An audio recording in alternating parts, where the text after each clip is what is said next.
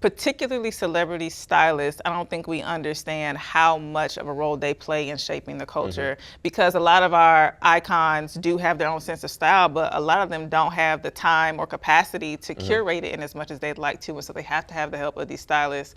So when you're dressing people, what I'm pretty sure it's always based on the individual person, but are there are you focused on storytelling? Are there any elements that, even if not intentional, are unique to Black culture that you make sure to incorporate in your looks for your clients? I feel like every individual client is such a personal thing, to where I'm more so trying to dial in on what is gonna help elevate their personal style that they already have. The things that I'm gonna bring to the table are more so like the education elements of things, right? So when I talk about someone like, speaking of Black dandyism, when I talk about someone like Julius the Beast, that's somebody that people never heard that name before. Like I just, like I told you, I was just in Charleston speaking at the African American Museum, and they had never heard of who Julius the Beast was. So Julius the Beast was the person who was credited to be the first Black dandy. You know what I mean? So like, it's a lot of information that I love to give clients, and that's what I appreciate about what I do for a living, is like, I'm not just selling you clothes just because I'm trying to make money. It's like, no, like by the time you finish this interaction with me, you're gonna know what you're wearing, you're gonna know why you're wearing it, you're gonna know why the functionality of these things exist. You know what I mean? So like, that's kind of part of what I like to give as a brand and as a designer. Okay, so I always like to be educated, so give us an example of that. Can you walk us through one of your looks? Yeah, of course. One that comes to mind is I have a client named Russell Thomas, and he is a Black opera singer. And I believe he's from Atlanta, to be honest with you. And he's a heavier set guy, but he dresses really well. He has good style. And when he came to me, I was like, yo, this is something I'm really interested in, because he was trying to push the boundaries of what opera singers were wearing. So for example, his outfit, I know he has this like gold, it's a gold like textured tuxedo jacket with like this two-tone black and white lapel. And for the pants, we did a flared bell-bottom pant, which, like I said, none of these things are stuff that you see opera singers wearing. And then for his shirt, he explained to me how whenever he sings, he always wears his shirt unbuttoned. And I was like, I still want to keep you all the way, you know what I'm saying, put like buttoned up. And he was like, well, I need my throat free, because that's how I sing the best.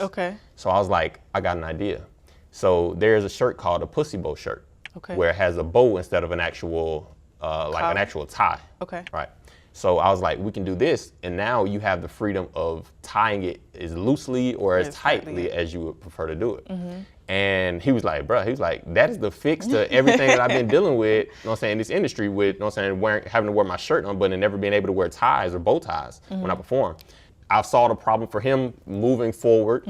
We've broken down walls and barriers with what types of things are being worn on stage as an opera singer, especially him being a Black opera singer. And yeah, like that's like, those are the things that I get really excited about, is knowing that like I'm pushing culture forward by being able to do these things. So now I want to take a look at some celebrities who, with their stylists, have crafted their own styles that are rooted in Black fashion traditions. But then I want to discuss how they make that style their own and push the limits of Black expression through fashion. So first, let's take a look at Tyler, the Creator. Now, he designed this look himself. What are your thoughts? Well, to be honest with you, it is very reminiscent of a few designs that I've done. So if you watch, is it The Late Show with Stephen Colbert? John Batiste is wearing this, I'm not sure if it's still on there right now, but in the opening sequence of the show, John Batiste is wearing this green and blue pattern, like color block suit that I designed. Which is very similar to this, as well as the one that I did for Cedric the Entertainer is kind of the same aesthetic as well, but his is just more muted because he didn't want to wear bright colors, so it's black and gray. But I mean, so of course I'm into the vibes, but yeah. And then he got the low top docs on, which I'm into. I be rocking low top docs with my suits as well sometimes. So I'm here for it. What about the wig? The wig ain't really me, you know what I'm saying? But it's pushing boundaries, that's for sure. It's pushing boundaries, like I said, I don't knock it. Like there's definitely a lot of openness when it comes to style for me, to where I may appreciate certain styles, but it may just not be for me. So now let's look at this look from Diana Ross, styled by Ugo Mosier. What are your thoughts on that? I think it's beautiful. It's dramatic. And Ugo is actually a close friend of mine. And it has his name all over it. You know what I mean? So I like it. Was that at the Met?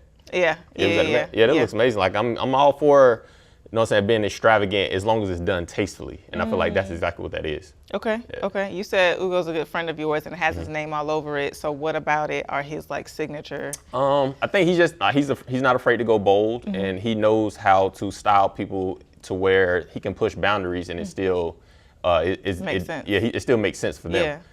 So yeah, that's iconic, man. Especially him being a young black guy, being able to work with such a prolific, legend. you know what I'm saying, legend like that. Yeah, so I'm super hyped for him. I didn't even know about it. I must have overlooked it, but I'm excited to see that. And that makes sense what you said, because even though it's him, it's very much Diana as well. Yep. All right. So last but not least, we have TLC, styled here in 1996 by Julianne Mieres.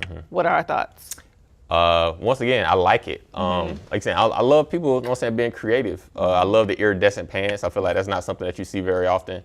I like how the switch up of the aesthetic as they're, you know what I'm saying, getting a little older, they kind of separate themselves from, I remember they was wearing all the cross colors and the baggy overalls and stuff like that. I love to see, like, as they progressed, how their style, you know what I'm saying, kind of elevated as well. And of course, you know what I'm saying, kind of keeping everything kind of in sequence of them all kind of matching each other, but still having their own different aesthetics.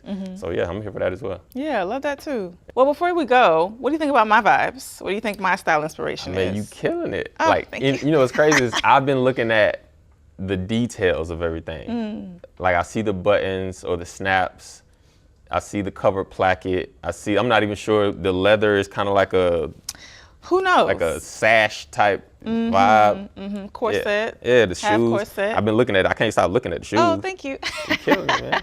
I have to give my stylist your thanks. Word. Yeah, she doing you right. At least for the show, I think our inspiration definitely comes from all 4 women of Living Single. Yeah. They were that was definitely one of my favorite 90s shows, but each one specifically, their styles greatly influenced my own. Max, Regine, Khadijah, and a touch of Sinclair. Just a touch of Sinclair sometimes. Yeah, for sure. Okay, I'll get that. But yeah, thank you so much for coming to sit and chat with me. It's been a pleasure speaking with you. I've learned so much. Somebody got to put that shit on, and I'm glad you out here making sure that people are. All right, thank you. I appreciate y'all for having me, man. Absolutely.